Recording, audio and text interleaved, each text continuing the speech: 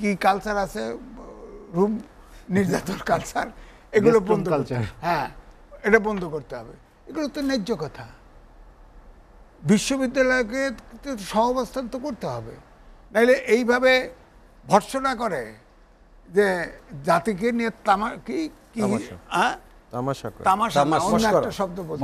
মস্করা করে।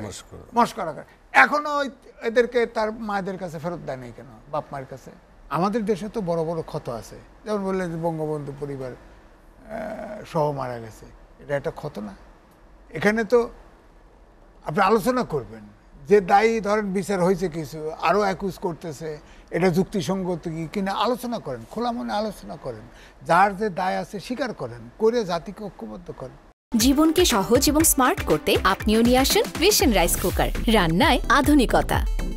যে সহিংসতায় যারা হত্যাকাণ্ডের শিকার হয়েছেন, সবারই এক একটি ঘটনা, এক একটি ইতিহাস, এক একটি দীর্ঘশ্বাস, এক একটি পরিবারের জন্য, যেগুলো আমরা বারবারই শুনছি।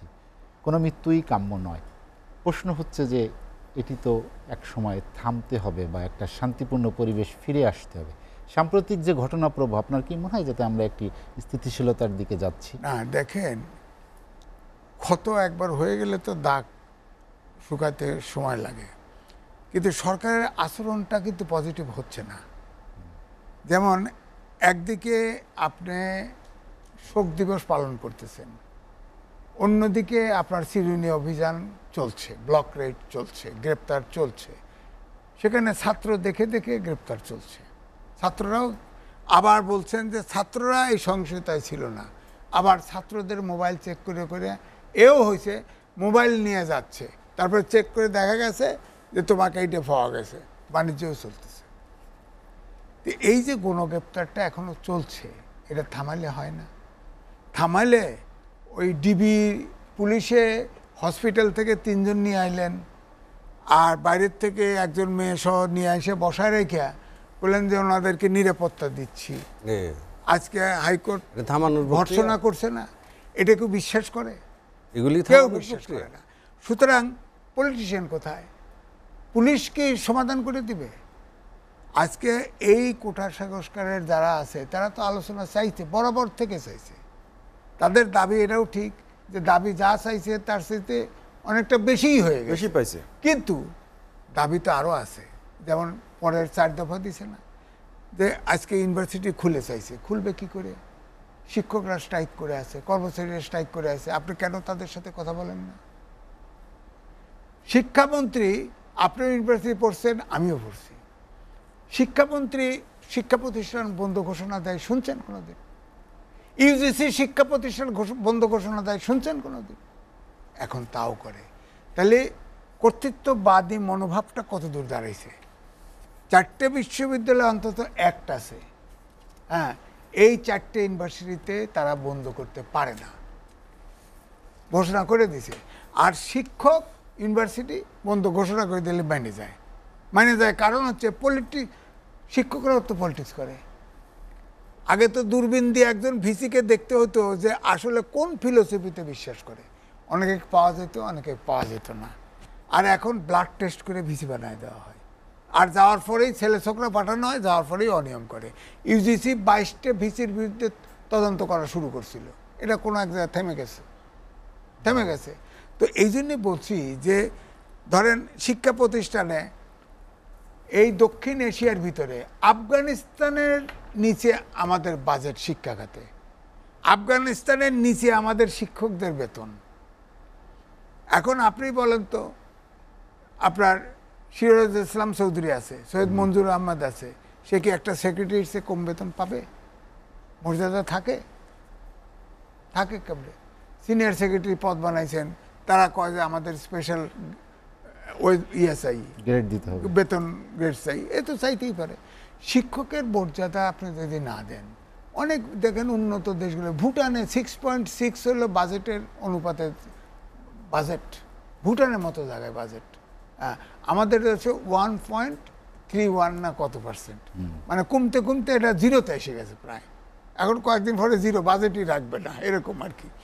তো এই জন্য আমি বলছি যে আপনার সরকারের তো ইচ্ছা থাকতে হবে, বুঝতে হবে যে আমার সমাধানটা কোথায়। আমি চাইলেই তো সমাধান হবে না। আপনি শিক্ষকদের আপনার সমাধানটা করেন বসে। আমার তো শিক্ষক নেতাদের সাথে কথা হয়েছে, তারা তো ডেকে আলোচনা করে, এই যে আলোচনা করছে কি শিক্ষামন্ত্রী যতই বলেন, আমি মন্ত্রী হিসেবে আমি রেসপেক্ট রাখি, কিন্তু সে তো তরুণ, হ্যাঁ, সে শিক্ষা প্রতিষ্ঠানে পড়ছে, বিদেশে লেখাপড়া করে ব্যারিস্টার হয়েছে। আপনার সে ডেকে নিয়েছে, শিক্ষকদেরকে ডেকে নিয়ে বলছে যে না, আমাদের তো এটা আপনাদের ব্যাপারে অর্থ মন্ত্রণালয়, ইস্টাবলিশমেন্ট, এসব জায়গায় কথা বলতে হবে, এখনই সময় হয়নি, দেরি হবে।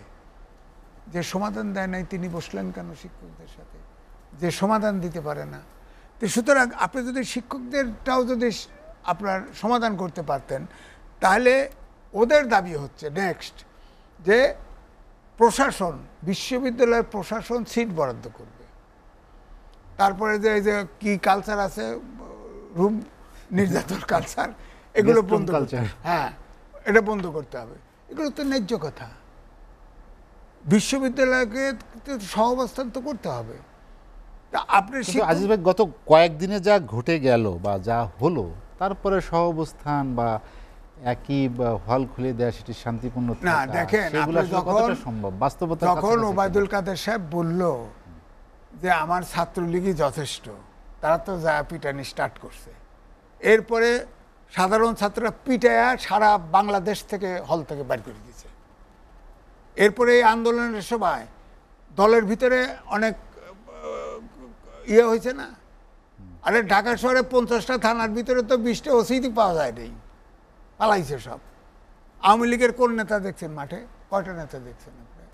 সব পালাইছে।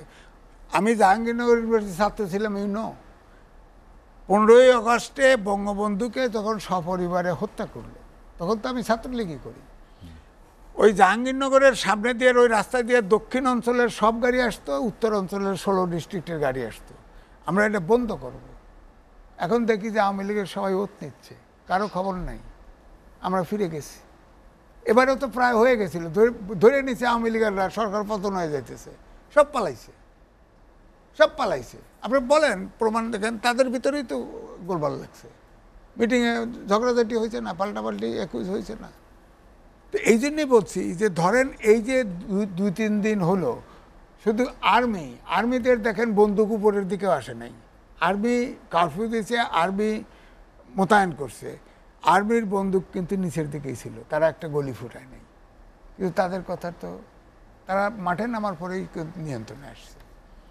ব্যাপারটা হলো যে পুলিশ এত অপকর্মের সাথে জড়িত, আস্থার জায়গাটা একদম আস্থার জায়গা জিরোতে চলে গেছে।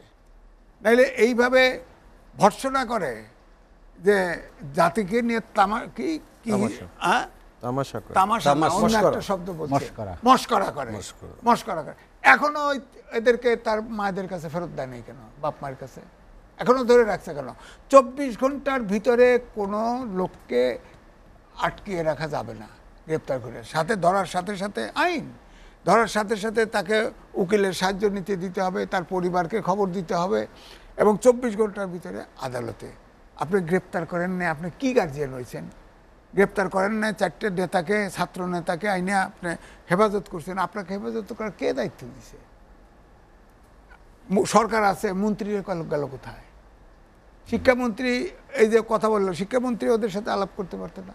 শিক্ষকদের সাথে সমাধান করে শিক্ষকদের লাগাই দিতে পারতো, অথবা শিক্ষাবিদদের লাগাই দিতে পারবো, পেশাজীবীদের লাগাই দিতে। আগে তো আমরা দেখছি যে সমস্যা তৈরি হলে আমাদের প্রফেশন ছিল, শিক্ষক ছিল, উকিল ছিল, ব্যারিস্টার ইস্তাক ছিল, আমাদের ফয়েজ আহমেদ ছিল, অনেকেই ছিল যারা বঙ্গবন্ধুর সাথে আলাপ করে সমস্যার সমাধানের ব্যাপারে মিডিয়া করতে। আমরা অনেক আলোচনা করলাম রাজনীতির কৌশল, আপনি অপকৌশল বলেছেন।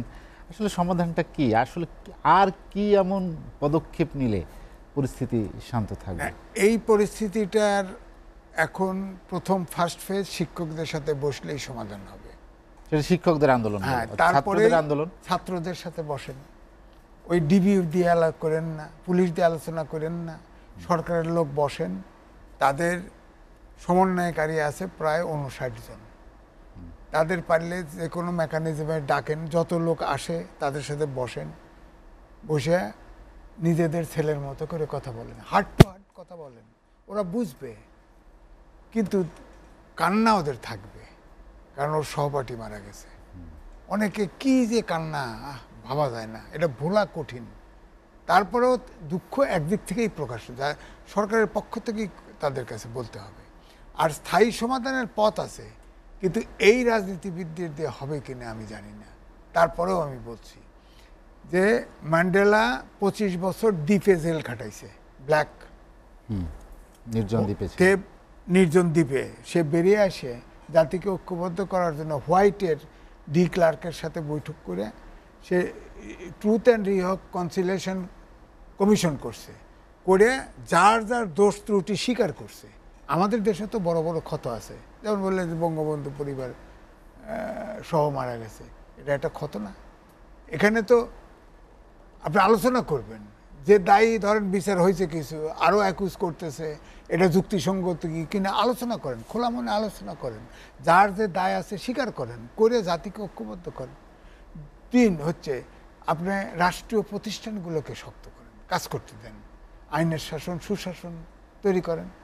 আর আরেকটা জিনিস, আমরা রক্ত দিয়ে দেশ পেয়েছি, স্বাধীনতা পেয়েছি, ভারতের দেশের স্বাধীনতা পেয়েছে, দিল্লির লালকেল্লায় এখনও ভয়েস অ্যান্ড সাউন্ড সিস্টেমে প্রত্যেক সপ্তাহে একদিন করে সব স্বাধীনতা অবদানকারীদেরকে স্মরণ করা হয়। আর আমাদের দেশের একটা কালচার হয়েছে, আওয়ামী লীগ করলে মুক্তিযোদ্ধা, ও রাজাকার হলেও মুক্তিযোদ্ধা, বাইরে থাকলেই রাজাকার, এই কালচারতে। সুতরাং যারা মুক্তিযুদ্ধে অবদান রেখেছে, অবদান তো ঠিক, ছোট্ট 3টে পার্টি, জামাত ইসলাম ছিল বড়, এর বাইরে তো সবাই সমর্থন করছে, সবার দরকার নাই, অ্যাটলিস্ট সেক্টর কমান্ডার পর্যন্ত কিছু মুক্তিযোদ্ধা যারা প্রমিনেন্ট তাদের স্মরণ করেন। এটা তো একটা জনযুদ্ধ ছিল, কোনো ব্যক্তির একার যুদ্ধ ছিল না। হ্যাঁ, বঙ্গবন্ধু সবার উপরে, ঠিক আছে, কিন্তু এটা স্বীকার করেন, তাহলে জাতি ঐক্যবদ্ধ হওয়া সম্ভব, এবং ক্রাইসিসও মোটা সম্ভব। আর আগে যেটা বলেছি, গণতন্ত্রকে ধারণ করতে হবে।